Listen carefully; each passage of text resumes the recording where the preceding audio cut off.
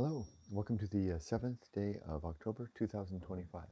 My name is Kurt, and this is my daily Good Life meditation, a daily journal-like exercise that I do to remember my life objectives and principles, those which are outlined in my book, Going Alone, which you can read for free at goingalone.org. Excuse me. I also use this time to think about the last 24 hours and how I did with the various challenges and opportunities that I met.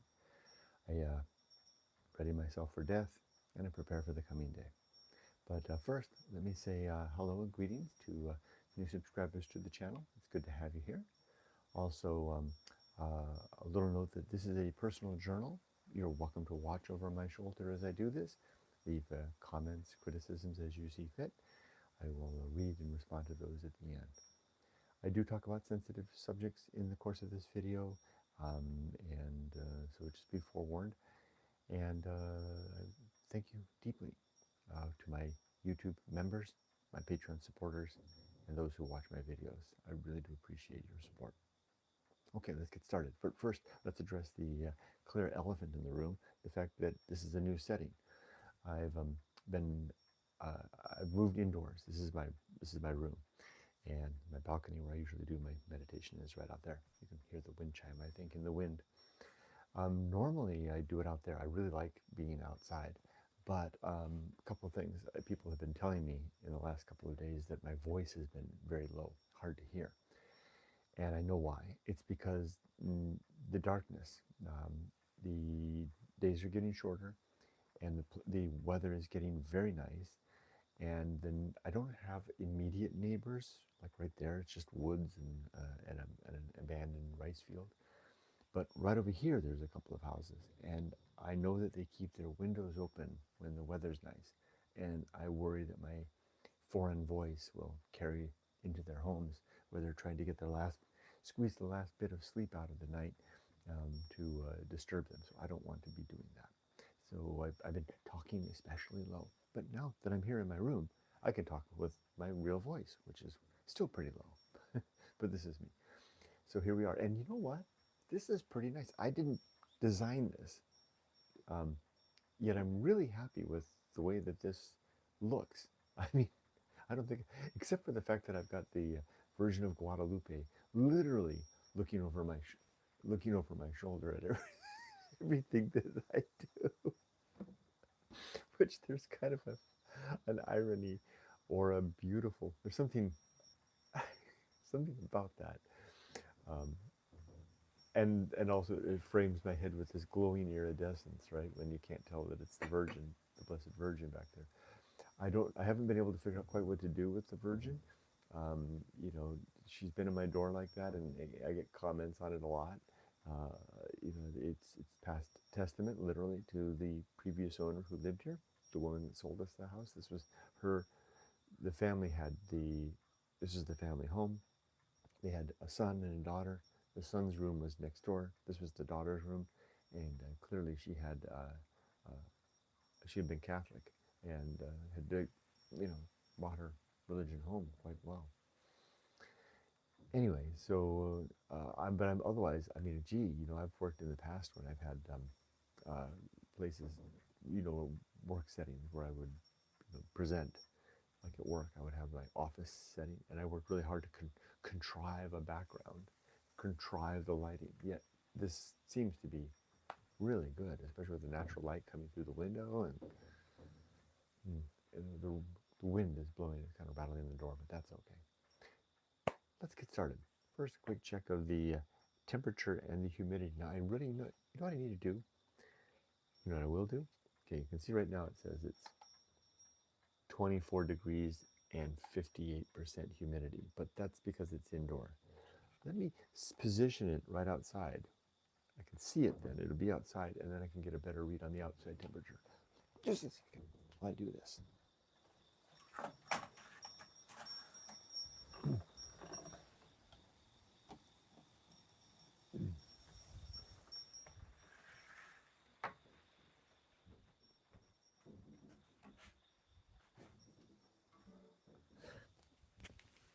And you know, this is my desk, so you can have a look. And I put this big comforter out there every night for Rudy. He's in there. There he is. Hi, Rudy.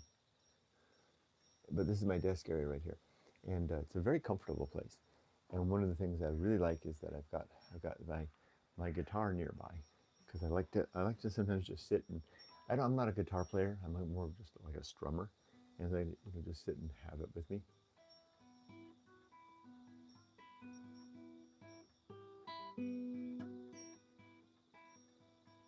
Sometimes just a little bit of strumming to accompany my thoughts. You know what I mean?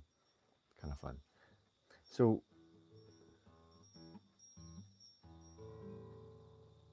So let's begin. First, I did all this disclaimer stuff.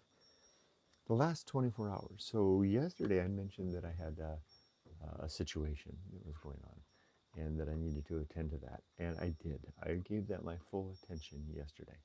Turns out my full attention really wasn't necessary so much. No one really needed me in that situation. Not so much. Turns out that I was just kind of being informed about it.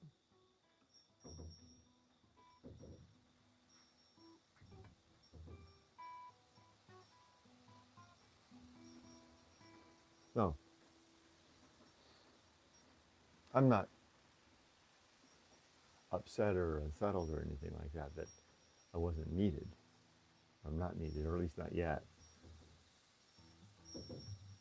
I'm just kind of, interested in the fact that I misread it so blatantly, right?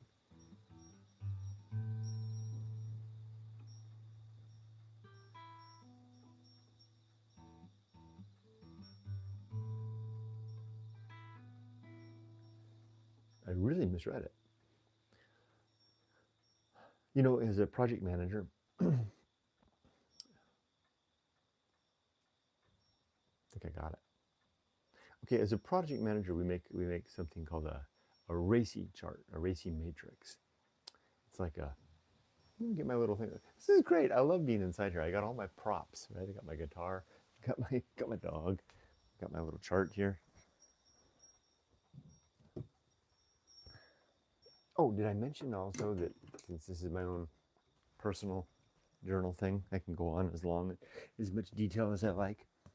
But I do have, and this is all the notes that I had. I won't show you, but I had put up my whiteboard with all my notes about all the stuff that I thought I had to do relative to this situation. But I can just erase all these because my attendance really isn't needed.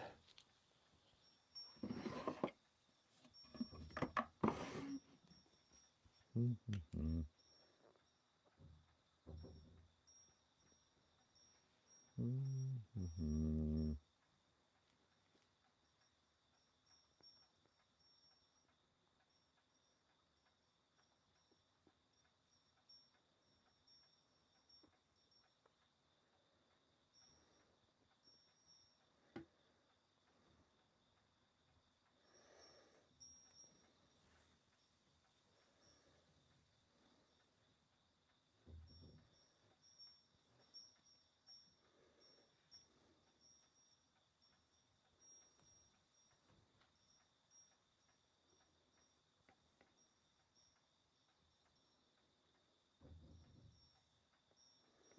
Okay, I made up a quick little RACI chart for us. Okay, so this is a RACI chart for a project. So the people that are involved will be the sponsor. It's the person that's, basically writing the checks for the project, the team, the vendor, the customer, and then there's this category down here of need to know, NTK. And then up here we have a couple of actions that might happen, right? A status, risks of the project, and any changes of the project. So the way you do a RACI is that you've identified the people that are involved, and you've identified the types of communication that might need to occur. And you put a check mark next to what they need to know, because this way you can avoid giving the wrong people the information that they don't need. Because if you don't communicate carefully as a project manager, then people begin to ignore your communications because they're not timely or germane or relevant in some way, right? So for example, the sponsor, does the sponsor need to know the status report? You bet. Does the sponsor need to know about the risks? You bet. Does the sponsor need to know about changes? Yes, they certainly do. Does the team know the status? Yes. Well, you can just go ahead and say, yeah, let's just leave that. Does this team need to know about the risks? Not necessarily up front, because sometimes the risks, as a project manager, I'll identify a risk or a change, and I'll work it out with the sponsor, and then I'll communicate that back in the course of a status. So if I identify a new risk or a change, I'm not going to initially, at least not initially, communicate that to the team. The vendor needs to know status. The vendor needs to know about risks, and they need to know about changes as well, right? Because they're involved in all of this, and they have a say in it, maybe even contractual. Does the customer need to know about status, risk, or change? No, they don't need to know any of that. But I might need to add another column for public notification. I think Ollie wants in. Just a second.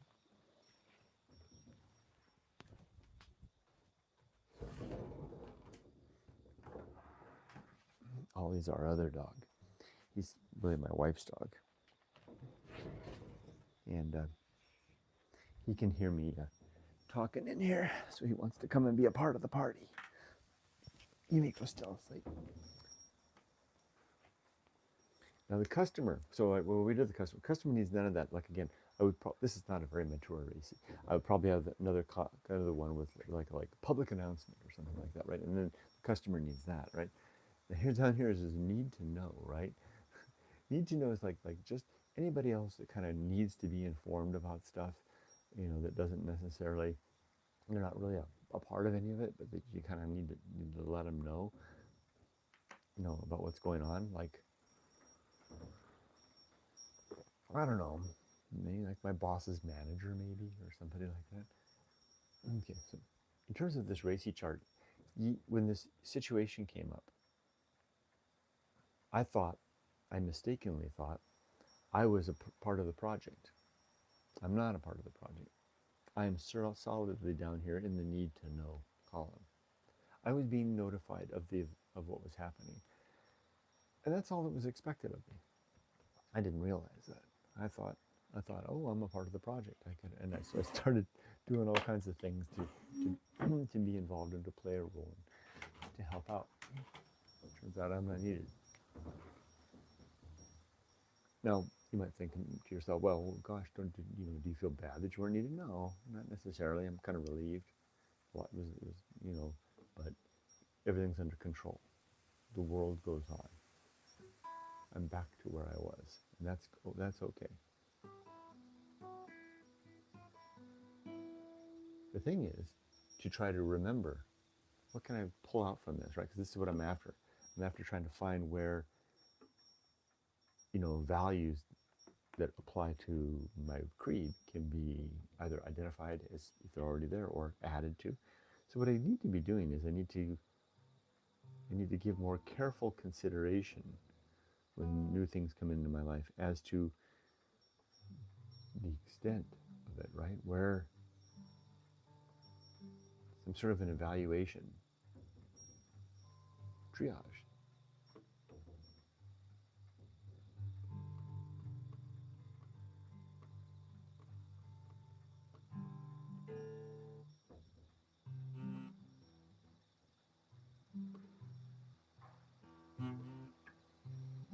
Do you hear the bamboo clacking out there? In the wind? Triage. This is the first time in a long time that I've encountered something that sounds a whole lot, if not like a principle of its own, like a sub-principle. Sub-principle of reason. In fact, it is. Triage is a sub-principle of reason. Okay. I'm very good and well practiced, and I can compliment myself. This is my own damn video, my own journal video. Dear Diary, I'm very good at applying reason to just about everything in my life.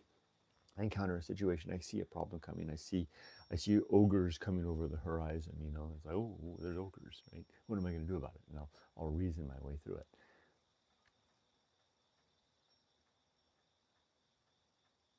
What I haven't done explicitly, if not, I'm doing it internally, but I'm not explicitly doing it, is performing a form of active conscious triage to say, Okay, well, what is this, right? You know, like, what? Okay, it's this thing. Okay, don't just. Okay, that's an assumption, right? Ogres? Did you say ogres coming over the hill? Like, are you sure those are ogres? You know, and if they're ogres, are they bad ogres? Maybe they're good ogres. I don't know. A little bit of triage, right? What else? What else is going on in your life? I mean, Kurt. I mean, how does attending to these? Because I cleared the decks yesterday. I mean, I took my hand on my, just wiped the whole thing clean. I said, gonna work on this thing. I got the whiteboard out. I got it all. I started knocking things off. Bam, bam, bam, bam, bam. And then I was kind of realized a little later that none of this was necessary. I wasn't invited to the party.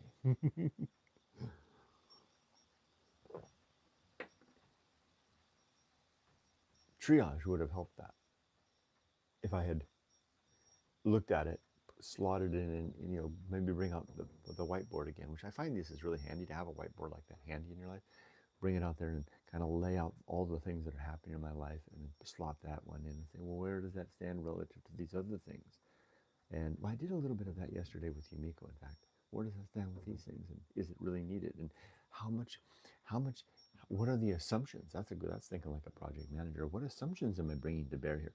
Am I really needed in this thing?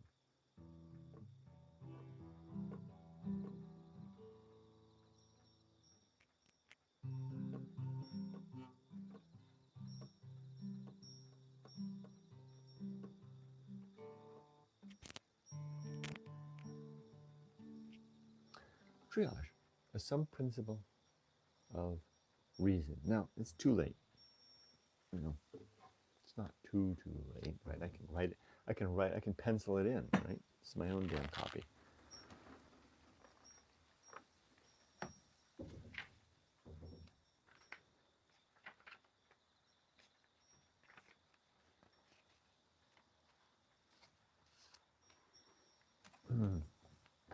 So currently the sub-principles of reason are honesty, objectivity, doubt, and humiliation. And I'm going to put in comma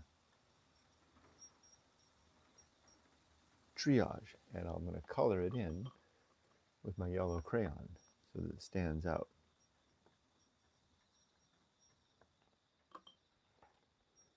So I just added it right there. Okay, well good. So that way it won't, because it's too late. It's too late to write it into the book. You know, I'm not really editing this book anymore. That book is done. Okay, so that was good. So that was definitely overkill yesterday. Definitely overkill. And I spent pretty much the entire day working on all that stuff, trying to get myself all set up to be helpful. Not a wasted day by any means, though. It was a good day. One of the reasons it was so good was that, and this is my second note from yesterday, was that I made note of the second note reads, excellent coordination with my wife. Yesterday, Yumiko and I really came together strong because she was involved in all this to in this way, we kind of were doing triage. We were doing triage relative to our life and what involvement we could have in this and what role we could play and what we can do. And she and I, we always are. But I mean, it wasn't naturally that way. You make a really good team. But that came with a lot of years of hard work. One of the advantages we have is being a mixed culture, mixed race, mixed language team. We can't have a lot of assumptions between the two of us, and that's ferreted out a protocol by which we work, mostly led by me, to effect good communication as a couple. And we did. It was like par for the course. It was like yesterday. It was like, and again, this is my own video. I compliment myself as much as I criticize myself, but I will compliment myself here. Yumiko and I, at this point in our life and marriage together, we're like the beauty pair. If you've watched the Netflix series, uh, what is it called? It's about the Japanese female wrestler, Dump Matsunaga, and there's the two female wrestlers, the beauty pair, the two women, and they're like a great tag team. I mean, they just like a pair of wrestlers that have got their tag team routine down. One goes in and body slams the bad guy, and then tags the other one, and the other one flies over the ropes, and bam! That's kind of what Yumiko and I are at this, you know, this late stage in our marriage. We've been practiced at it so much, and that we did yesterday, even handed, very took care of it until I was kind of told, you're not needed. They're like, okay, well, I guess I'll just go back to my little humble little life here in the countryside of Japan.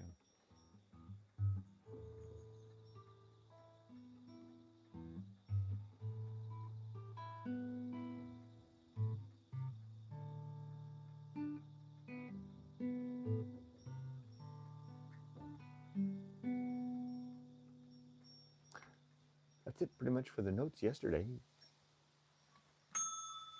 You know what I can do? I can use my little bell that I bought to mark the segue points between each thing. Ooh, and it's time for me to... I got this, here's my little candle holder. Wow, it's super hot. Yeah, it's almost burned down to nothing. I could get another candle. I bought that at the flea market. And I love it. Let me light another candle.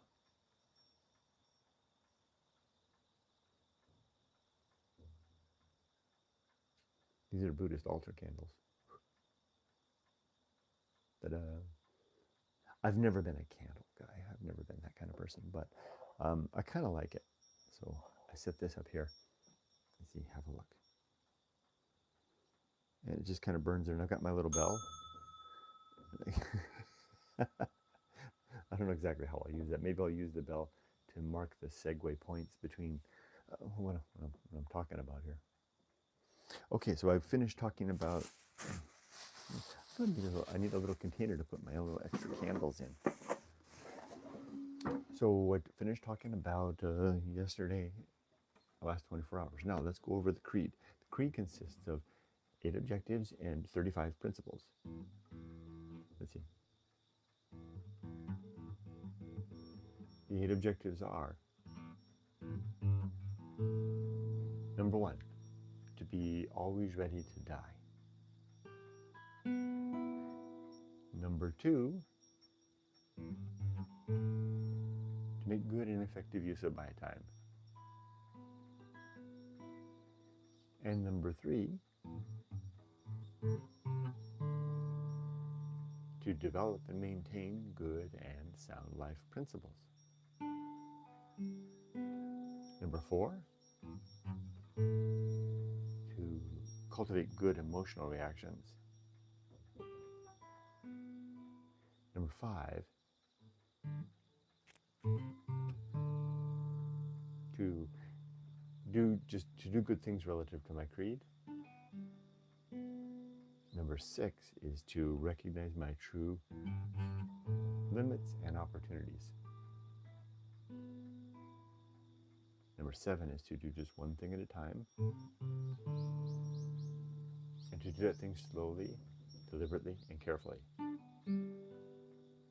And number 8 is to keep my balance.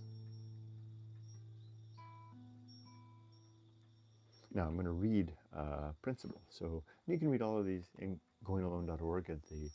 Just click on the read the book link, and then find the chapter titled The Good Life. I'm going to read the Anchorhold. Yesterday I talked about the Homunculus, the little man, the conceptual concept of a little man that lives inside my head. The Anchorhold is the home of that little man. And the Anchorhold says, it's the place where we suffer and die, is the subtext there. The Anchorhold, literally is, before I start, I always need to kind of give this description. Wind is something, huh? The Anchorhold comes from a concept in religion. It's in the Christian religion. It was a place where in Europe, in old churches, where they would build a little stone-like sanctuary abutting off of the church, and make a hole in the wall of the church, because they would wall somebody up in that little sanctuary, and put food and water in, and that person could sit there and look through the hole called a squint at the service being held. And the idea was that by being kind of locked away in a very Edgar Allan Poe, telltale heart kind of a sense, they would be offer more devotion and attention to God and God's Word. that was called an Anchorhold, that place. And such people were called anchorites. If you were a woman, you were an anchoress, I think. They were usually wealthy people that could afford to hire servants to come bring them food, etc. So when I was looking for a home for my homunculus, the little man that lives inside my head, I thought that the Anchorhold would be a great place for it. The Anchorhold is nothing more than my cranium, literally, and yours too. The skull, it feels like it, doesn't it? It feels like a little bit of a cage holding our consciousness just behind our ears. Think about that little church and that little man or woman walled in, gazing through the squint, our eyes, and apprehending the world. That's the Anchorhold. The prison, so to speak, because you can't get out. No, I don't believe in a soul. There's no escaping death. When die, the homunculus will wink out within the Anchorhold, and that's the end of that. The Anchorhold. There is an inward architecture which we create through the fact and consequence of our decisions and actions, which becomes the scaffolding structure of the inner man or woman who others may dimly see when they look us square in the eyes. Perceiving a light or darkness within which shines or empties in proportion to the effort we have made to not just live, but to live well, and in accord with our perceived nature and better inclination. We fail utterly when we build our inner world solely guided by the prescribed blueprint precedent of others, which guidance may suffice to create grand and stately outward living, but may leave us inwardly hollow and empty in the end. When we are alone within our outer world, and we look at what we have and do possess and have made, and we wonder what we may have seemingly missed, and if somehow there may be more. Why are we so outwardly filled, yet so inwardly empty? Our home, then, a stable and impressive castle of outward success and seemingly worthwhile achievement and acclaim, resting upon an inner foundation of shifting sand. Thus is the risk of building a life based on the prescribed outline, guidelines, example of others, rather than doing the hard work of building such an edifice ourselves and closing ourselves within an anchor hold of our own making, rather than simply adopting the architecture of another.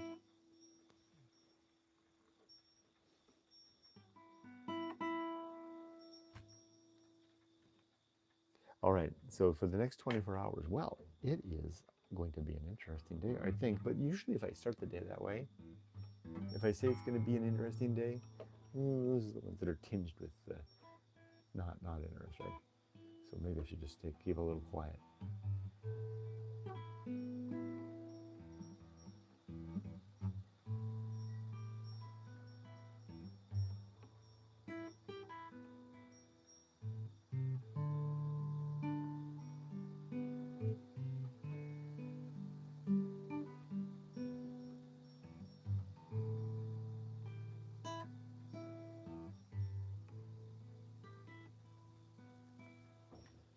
What I'm going to do is, here's the thing. It's going to be literally 10 degrees cooler than yesterday. And yesterday was warm, but it wasn't terrible.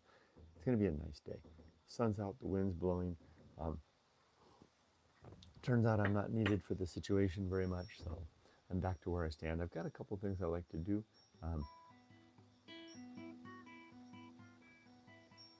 Mainly,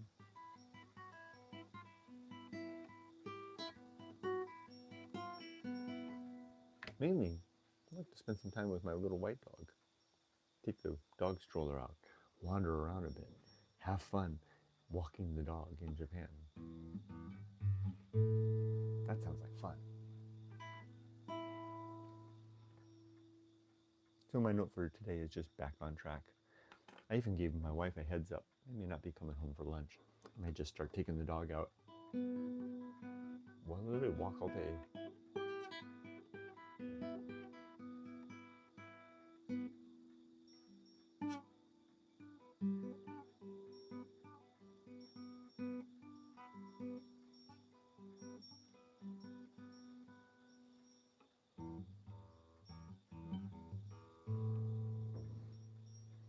Let's read comments. Oh, There's Ray. Hi, Ray. Good morning. Ray reports 19 degrees Celsius and 50% humidity. Now I'm looking outside. I've got the thing outside. It's 22 degrees. Boy, this is great. And 60% humidity here. This is great having this little seat here at my desk rather than being outside. I can see the outdoor thermometer. I can see the indoor thermometer. And hello to you, Ray. There's Tim. Good morning, Tim. Weather check for the UK at 9:35 p.m. is 13.6 C and 86%. Humidity, lovely day, warming up this week, perhaps what we call an Indian summer. Yeah, we call it that way too in America. Hey, Evelyn, and pleasant enough day. Good to see you, Tim. Hello, Evelyn, good to see you. Evelyn says hi to myself, Ray, and Tim. Marmighty, good to see you, Marmighty. Good morning to you. There's Tim saying hi to Evelyn. Marmighty says, unfortunately, the stream is mirrored and we can't read it very well. You know, it's a problem we have to unfortunately live with. The mirror function, well, unless someone else knows better. The mirror function, which you can fix on the iPhone for the iPhone camera, you can like go into settings and switch it, right? So it's not mirrored. It doesn't work for YouTube app in reverse. You're stuck with what you got. So yeah, it's going to be reversed. You know, this is going to be and there's apparently nothing I can do about it. So sorry about that. Unless somebody knows something I can do about it, let me know. I'd be happy to. I'd like to fix it. Marmighty says, Racy Matrix. I've seen a fair share of these in IT projects. Yes, we speak IT. Yesterday, or this morning, I got an ad on Facebook today asking if I wanted to get some sort of agile certification. I was like, you know, it's like some salesman knocking on the door of the old guy. You know, hey, I'm here to sell you some schooling. No, thank you. Hello, and then Michael Littlejohn says hi. Hello, Michael Littlejohn. Elvina Barclay. Hello, Elvina. Good afternoon and good evening, everyone. Good afternoon and good evening to you. Evelyn says your room came together so beautifully. Evelyn, can you believe that it just happened this way? I didn't. I agree. It came together really, really nice. In fact, there's a good chance that you might catch a dog even sleeping on the couch. He's there right now. He's just a little out of vision range. But he likes to usually he likes to let when Ollie's in here, he likes to rest his head on that yellow pillow there. Wouldn't that be just one step better? And I don't know if you saw when I first started, Evelyn, but I was talking about the most interesting part is that I've got the version of Guadalupe looking over my shoulder. All of this was accidental. I really like the placement. And that's softypapa's shelf. That's my entire collection of antiques that I bought. They're all right there. Evelyn, you recognize that's my complete works of Dr. Johnson right there. All my books that I want to read I brought to Japan are there. The 18 books that I reference in Going Alone as the ones to read are all right there. My little Going Alone shrine is right up there. Kind of looks like a shrine. Marmighty says, why does this feel like spoken word poetry? Probably because of the guitar, right? Hey man, can you dig? Can you feel the groove, the love, the happening action?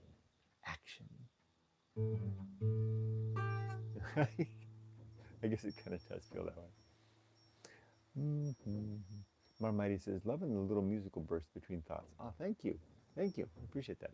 I started doing this because during office hours, I hold office hours now from, it's office 30 minutes, from 10 to 10:30 a.m.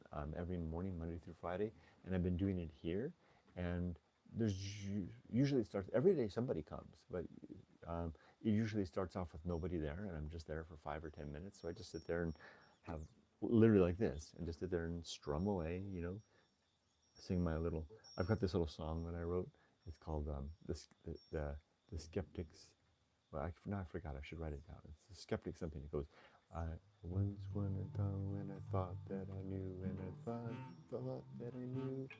And I thought that I knew, and I thought that I knew, but I really didn't know, though I thought that I knew, and I really didn't know. Thought that I knew, and I thought that I knew, and I thought that I knew, and I thought.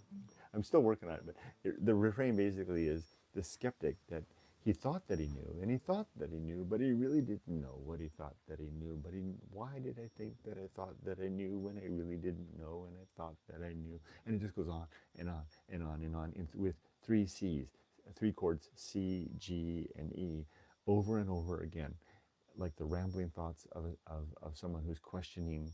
And I'm picturing like the skeptic is like they thought that they knew something, like I thought that I knew that I was needed in that situation. So yeah, I could do that because that. So I thought that I knew, and I thought that I knew, and I thought, and I thought that I knew, and I thought that I knew, and I thought that I knew, and I thought that I knew, and I thought that I knew, but I really, but I really did. But wait, yeah, but I really didn't know what I thought. Anyway, once you get going with the chord progression, it starts after about 3 minutes or so. The chords, the fingers kind of get it, and then you get a rhythm going. This song takes like you have to work up to it every time I sing it and play it. And after you get about 3 minutes in, it just starts flowing, and you can just go all day long because the refrain is simple. I thought that I knew, but I didn't really know what I thought that I knew. But why did I think that I thought that I knew? Because I thought that I knew, but I didn't really know what I thought that I knew. But I thought that I knew, but why did I think that I knew? It's just three chords over and over. I'll sit out there in the evening as Yumiko's cooking dinner. I can hear her clanging on the dishes down there. And I'll watch the sun go down, and I'll just sing this song with these three chords over and over and over again. And I gave it a name, but I forgot what that name is. See? And I thought that I knew, and I thought that I knew the name of the song, but I really didn't know what I thought that I knew, and I thought that I knew, and I thought that I knew, but I really didn't know what it, but I need to have another chord higher, but I really, for another refrain. Anyway, this best $3 I ever spent in my life, this guitar.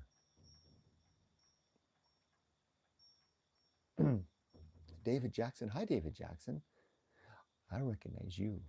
A relative of mine had a bell, and he rang it when he wanted something delivered to the living room. Nobody ever did. Typically get it yourself, but it was the ongoing joke. He thought it was funny. I like that.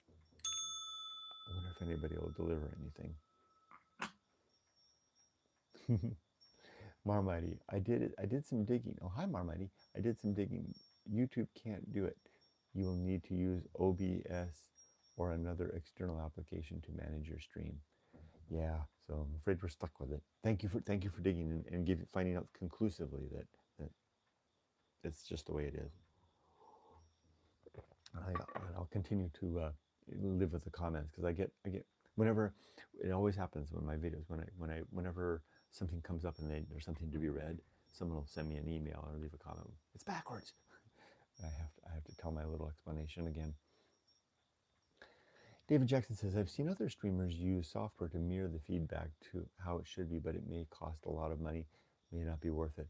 Yeah, I think that's the case. I agree. Thank you for researching that, both Marmighty and David, and getting back to me on that. Tim says, British summertime will be ending here soon, so clocks go back. British summertime, you guys, does it go later? I mean, I didn't know that, well, I didn't. I guess then, so I guess it would be America. In America it was like Labor Day, right? So I guess in Britain it's a little different. So clocks go back an hour, darker, earlier, later, late afternoon, lighter mornings for a while, but then darker mornings until 8 a.m. All kinds of stuff in this comment that is I need to unpack. First of all, clocks go back an hour, so that means you guys do daylight savings time, and you guys measure the start of autumn a little later. I thought that September 23rd was the start of autumn, like, by decree from the Virgin of Guadalupe. Oh, Evelyn, this is going to be useful, isn't it? Having the Blessed Virgin behind me, right? Anytime I want, and hope it doesn't sound like I'm being sacrilegious, but I didn't put her up there. She just happened to come at the house. But if I ever want to invoke the overarching presence and observance of deity, all I need to do is turn my head, and there she is. So, but I was thinking that it was the proclamation of God that September 23rd was the first day of fall, but I guess the Brits have their own way of doing it. Okay, let's see. That wintertime, but yeah, but not for us, right, Tim? They can go change the clocks all they want. We're getting up when we damn well please, right? Get off my lawn. Oh, that's really loud. That wintertime feeling looming, yeah. Tim says, funny, I restrung my acoustic the other day. It's nice to doodle on the guitar with your thoughts. Yeah, that's what it is. It totally is just doodling with the thoughts. And I love this guitar is so lightweight. I know that's probably a mark that it's not a very good guitar, but it suits me just perfect. I can walk around, you know, if I bang it on something, no big deal. It's great.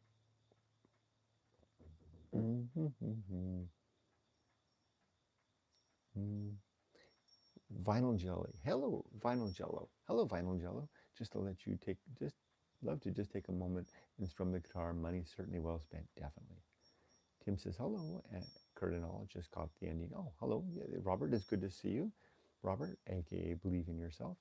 Marmite says, the way to remember daylight savings time is spring forward and fall back to know when to add or remove an hour. That's like the old phrase, righty-tighty, right? On the which way to turn the nuts. Robert says, 80 degrees Fahrenheit. Wow, it's hot.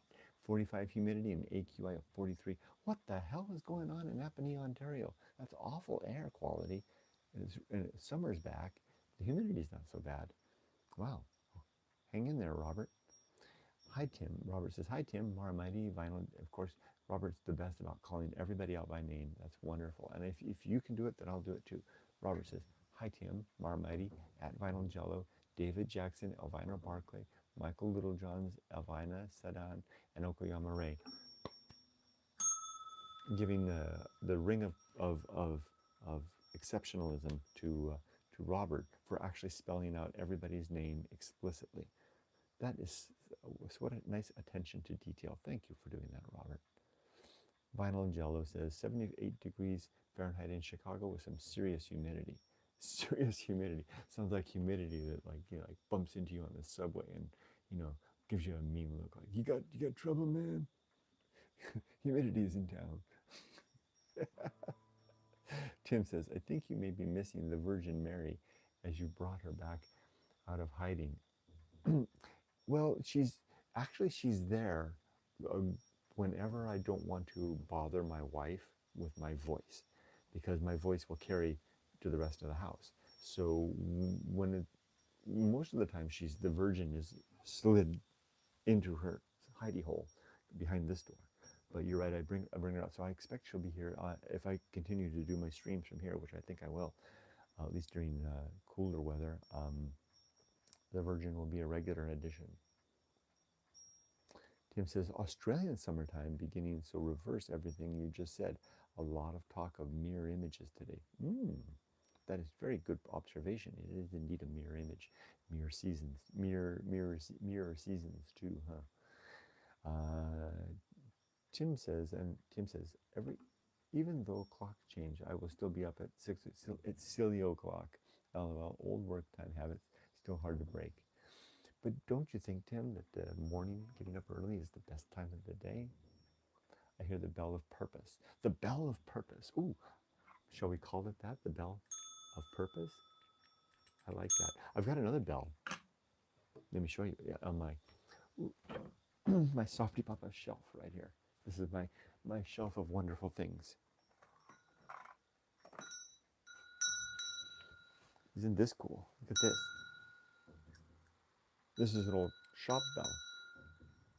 It was on the door of a Japanese. You can see how it's got this little mounting plate right there. It was on the door of a Japanese shop. So whenever they open the door, there you go. It was expensive.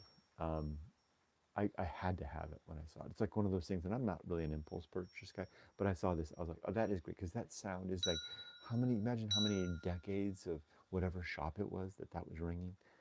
You know what I need to find? I need to find a way to kind of, incorporate this into my setup here. But this will do as well. Sound effects.